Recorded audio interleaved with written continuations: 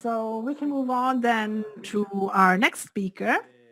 She is a woman, and we have now talked about a lot of aspects that have to do with the fact of being an entrepreneur. We looked at the skills, we have looked at how an entrepreneur acts in a moment of crisis, and now we need to deal with an aspect that is more connected to how an entrepreneur needs to communicate, or in any case, how the entrepreneur can or should move inside this digital world, which tells us substantially that communication, in fact, is very often fundamental to also show what the entrepreneur does. So we will talk about communication, we'll talk about digital communication, we will deal with some aspects that are dealt to are connected to how you govern media. And Francesca, you can correct me if I'm wrong. Francesca Casadei, welcome.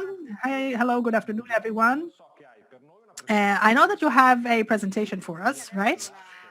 So I will, yes, give you the floor so you can share your screen.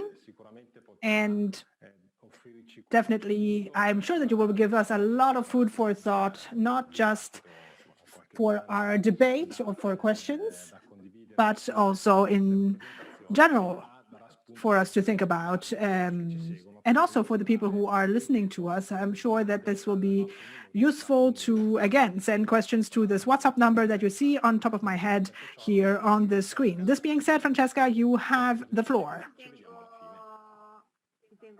Right. First of all, I would like to say congratulations to all of the students. I have to admit that I am actually signed up for Jacopo's newsletter, and I have to correct him because I think that the best job in the world is the strategist, not the entrepreneur. But no, I'm kidding. And of course, this is a job that I like very much. I have never been an entrepreneur myself. This is, in fact, my disclaimer immediately.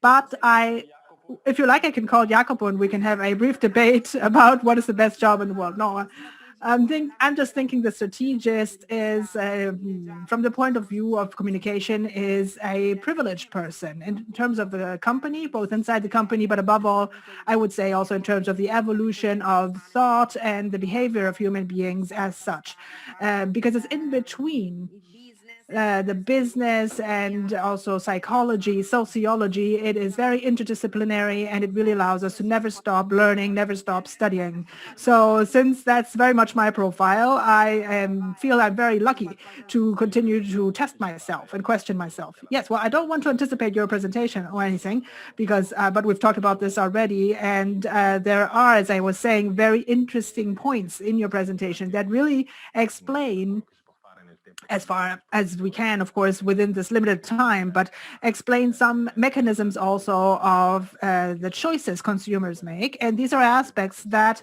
of course, need to be considered by an entrepreneur when he or she proposes a product and a service. And in the last year, in fact, we have discovered even more how important communication is. And I really think that if I'm not mistaken, if I wasn't wrong, my introduction, that your presentation goes in that direction precisely, right? So as an entrepreneur, maybe you don't need to know how to govern them, but you need to know that they exist. And I mean, certain dynamics to do with communication and the media. So as you've said, you have an online experience as an entrepreneur, let's say, or rather you further entrepreneurs in their process of exploiting these opportunities. And sometimes also making that change, a shift in mentality to help them accept the tools that to some generations maybe weren't considered so important, right? Until 1 year ago, exactly, I would say, because now we have very painfully noticed how important they actually are, necessarily. Yes. Right, yes. So I would leave the floor to your presentation, and then when you're finished, I will connect again, and we will just have a short chat and answer the questions we're receiving from the audience, okay? Yes, thank you very much, Davide. Good. So, as this title of my speech, of my talk here already says, I would like to talk about the media experience. And as Davide was saying just now, I am not an expert on entrepreneurship as such, because I have never myself founded or developed a company, but I do know a little bit, a little something about the world of communication. So I hope to give you some useful advice for the entrepreneurs of today and of tomorrow. Now, I would like to start from the concept of media experience. First of all, I would like to say I work in a media agency. I don't know if you all know what a media agency is, but to simplify, we could say that it's like the alter ego of a creative agency. So if in the past creative agencies would produce, for instance, commercials for television, media agencies are the ones that decide where those commercials are going to be broadcast and when. So what TV channels and what time slots and so on. So we have to say that until recently, until some years ago, and the people who actually have been in this line of business more than me, longer than me, are going to kill me, we didn't have a lot to decide because the TV channels were very limited, radio channels were very limited, and so on. Today, of course, we have an ocean of media, and this proliferation of media has created so many opportunities that are born and are developed every day. And many of these opportunities are, if you like, entrepreneurial initiatives, actually.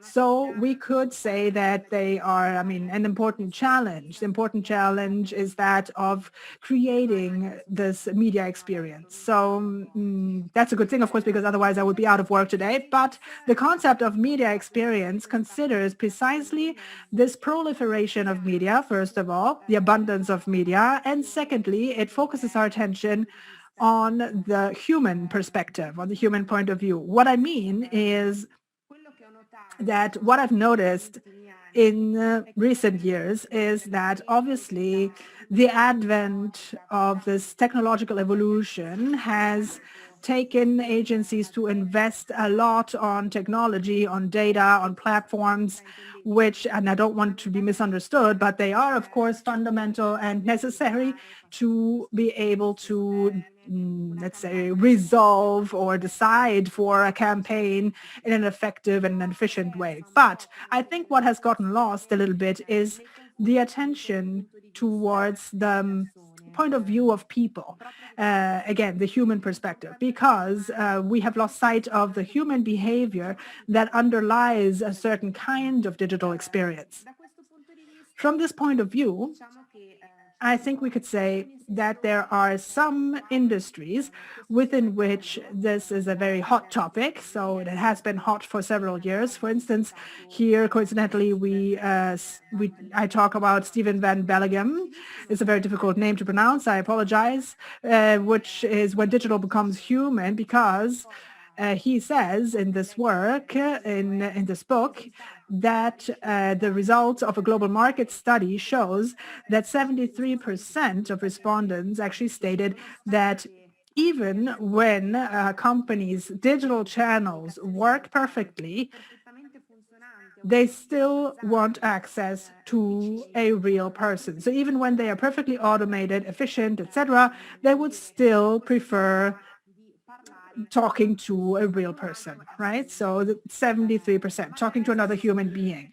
And in fact, I mean, I'm not very surprised by that, nor do I think you are, because we're human beings. In the end, we don't want to sacrifice that, let's say, that's sensorial aspect, the sensorial side of human relations. So machines can only reach up to a certain point, but they can't replace human beings. And from this point of view, I also want to quote another book that I found extremely inspiring called The Four by Scott Galloway, where Galloway basically studies and analyzes the reasons for the success of four big companies, huge corporations in the digital world, which are, of course, Apple, Facebook, Google, and Amazon. And he also uses the expression the hidden DNA, which is not a coincidence. So if you like, the hidden DNA is a typical expression of human beings, right? It's DNA is something we have, but not machines.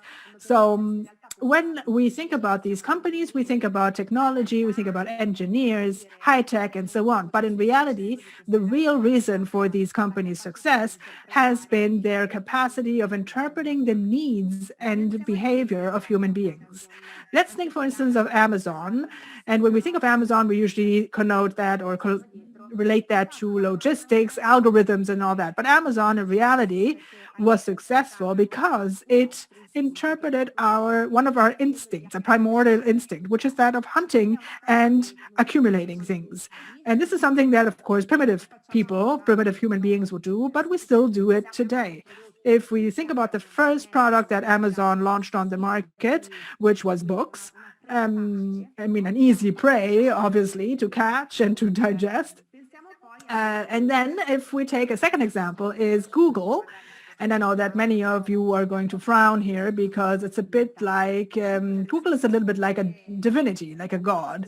It responds to all of our questions. It answers any doubts that we have. And when more and more people say, as they do today, that they don't feel religious, they don't feel they belong to a religious community, and so on, then whom should we ask these questions to? We usually ask Google, and Google always has an answer. So it's a little bit as if it were our new divinity, our new religion.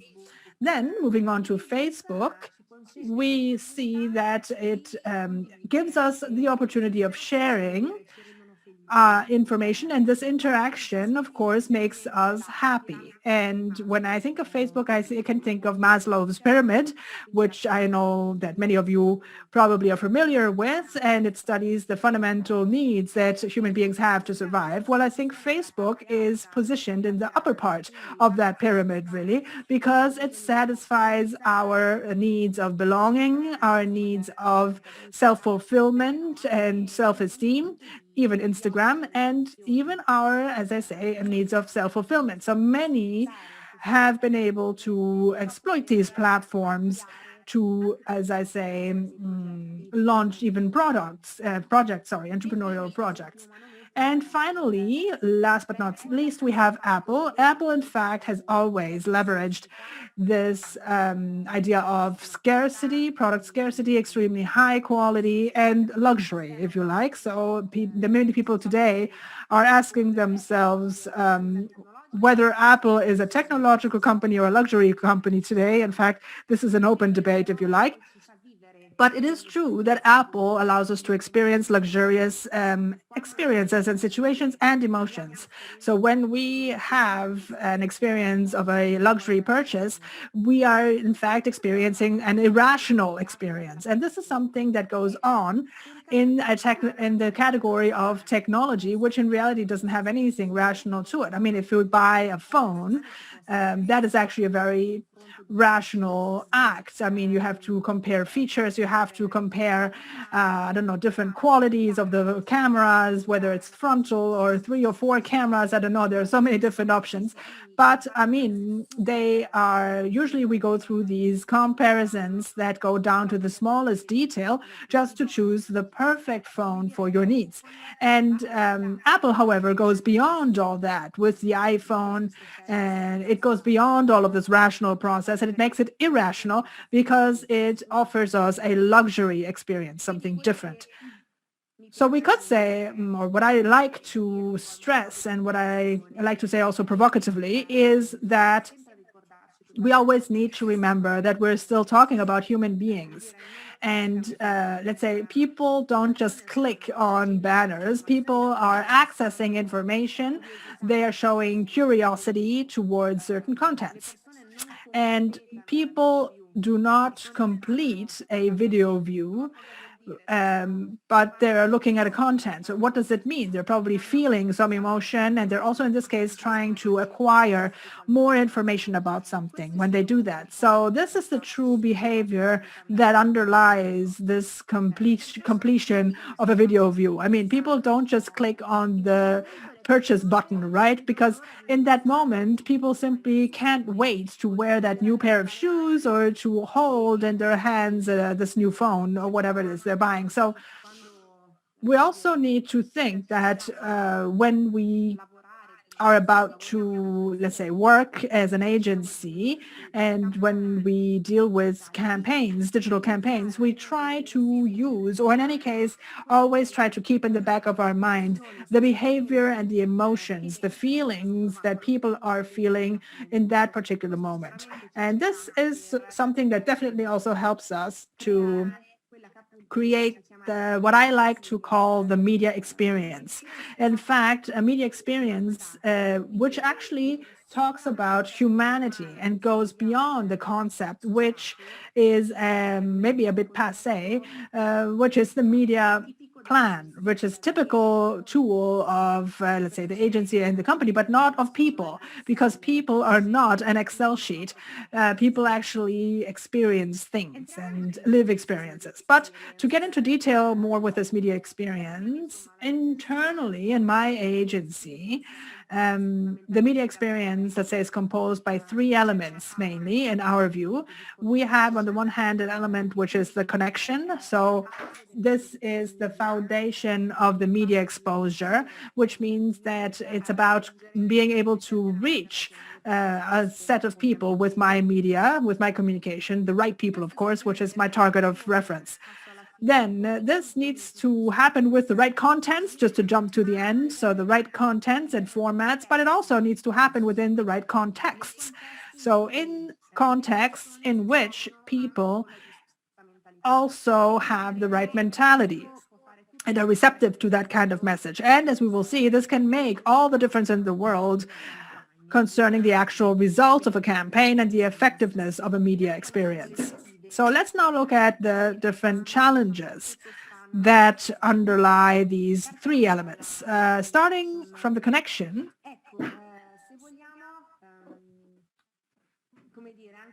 if you like, also in this case, in fact, there are some sentences we often hear, which is if you've ever worked with a media agency, or if you've ever worked in a media agency, or talked to a media dealer, then I'm sure you've heard sentences like, the campaign has reached 80% of the target, or we reached 80% of reach. Okay, or my campaign delivered 1 million impressions. Okay, fine. These are all metrics, right? But the truth and the real question is, okay, but were we able to actually capture the attention of these people? And that seems banal because, of course, you might say, yeah, of course. I mean, thanks. You're not really saying anything new. But this is something everybody knows. But the truth is that, of course, you're right in the sense that the concept of attention is different. It is something we even find in the etymology of the word advertising, because it's about addressing your attention towards something. This is something that comes from the dictionary. I did not make this up. It's the etymology of that word. So attracting someone's attention towards something. And I can tell you that this is a very, very difficult, hard challenge, because that many media agencies and communication agencies face today. It is extremely difficult. And also you can think of yourselves. I mean, how much attention do you pay to advertising in your personal life, even if you have tried to actively avoid it, because often it's actually a disturbing factor. I hope that at least we don't all stand in that situation, maybe, because advertising does do something positive, in my opinion at least. But let's say as an advertiser and as an advertising consultant, I still need to consider the impressive media coverage and exposure that people are subject to today.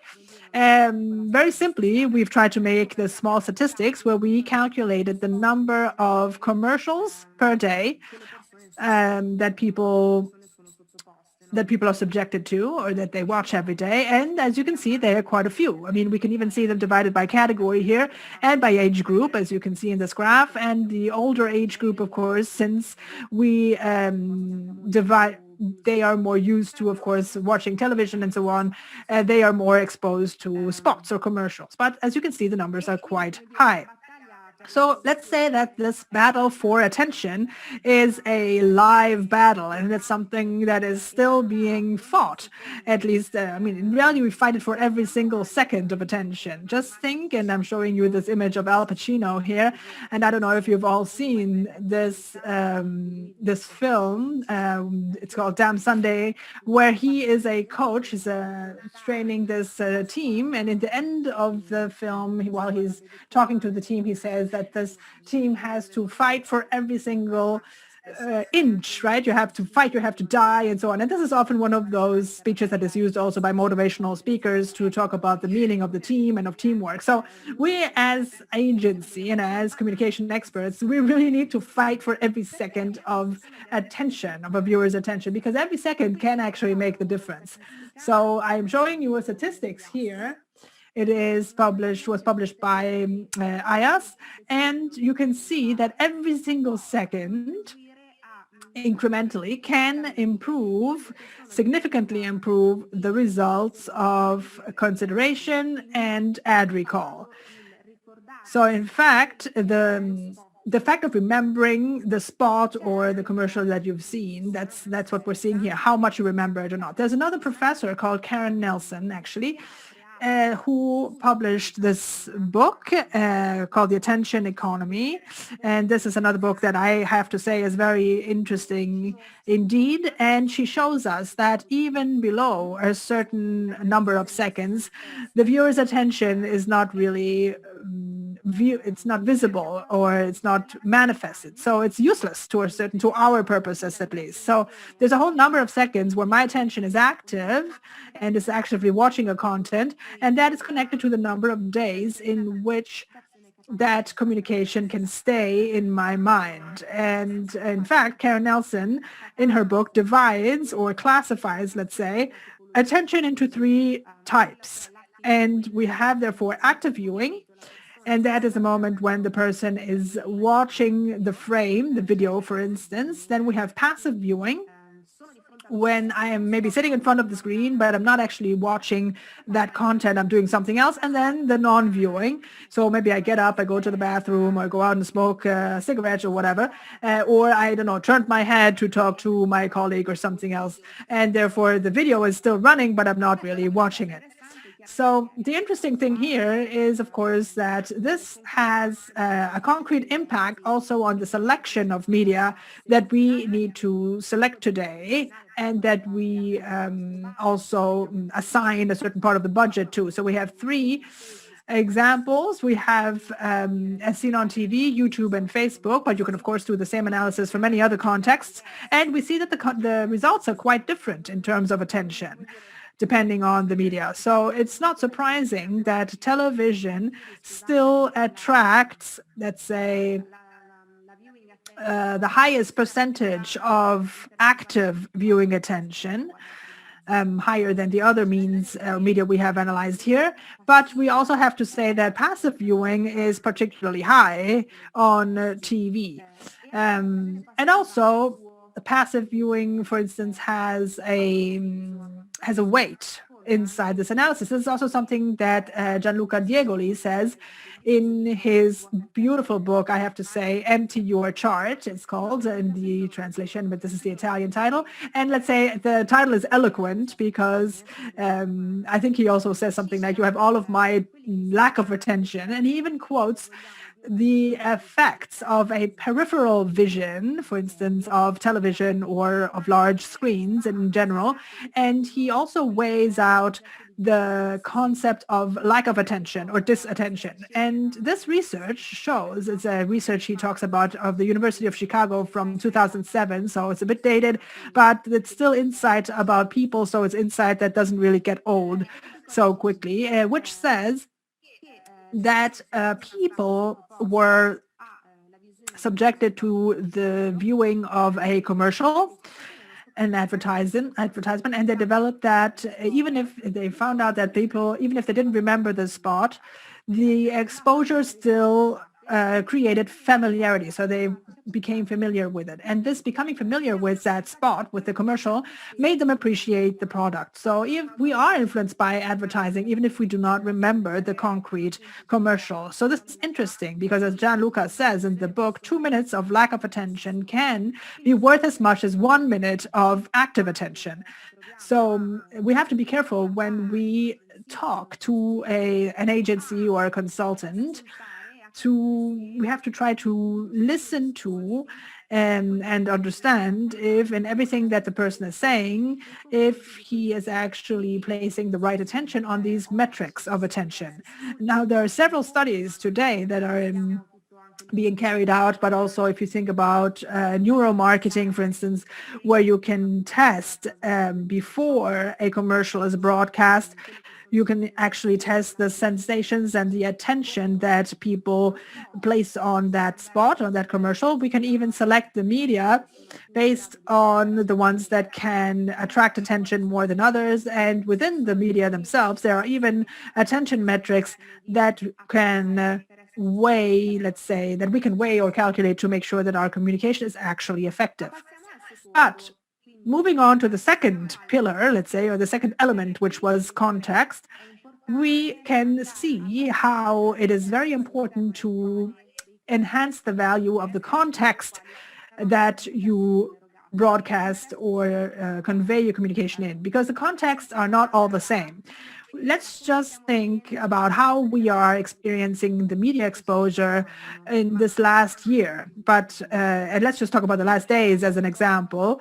If you think, and I don't want to be too biased here, but even this lack of information or misinformation that some newspapers have created around this issue of the vaccines. We know that, of course, there are commercial logics behind that, so generating anxiety and making people panic towards the vaccine. Of course, that generates clicks and views, and that generates, again, in turn, investments. So obviously, this is important, especially for some newspapers and for some media.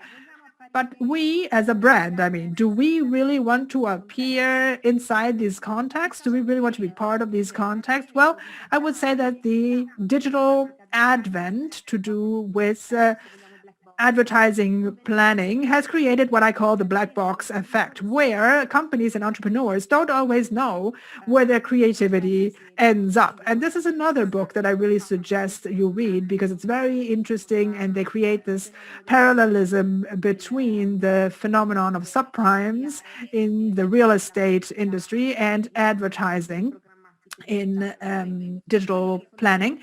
And what they highlight, basically, as a big provocation is, do the people who publish ads really know what they are buying and where their communication ends up? And there is a statistics, in fact, that shows, I showed you this statistics that show that people do actually consider the context within which they enjoy their contents and enjoy their communication, right? Or their advertisement in this case. So they do pay attention to the context. Francesca, can I just ask you a question? In fact, sorry, because you've said so many interesting things and I wrote down a couple of them. And but I just would like maybe to give a priority to the chat because I'm also receiving a lot of comments. And one is, don't you think that agencies keep producing more and more superficial and useless contents just to attract people's attention? Oh my God, okay. Well, I would like to give you an example more than answer that, but just maybe to justify my point, my position. What can I answer? I mean, I don't know. I think that the answer is somewhere in between. We've seen some campaigns that have been the object of insults, and I would say, luckily, today people have the possibility of expressing their opinion and saying what they think. Yes, also this idea of the use of influencers is very up to date, right?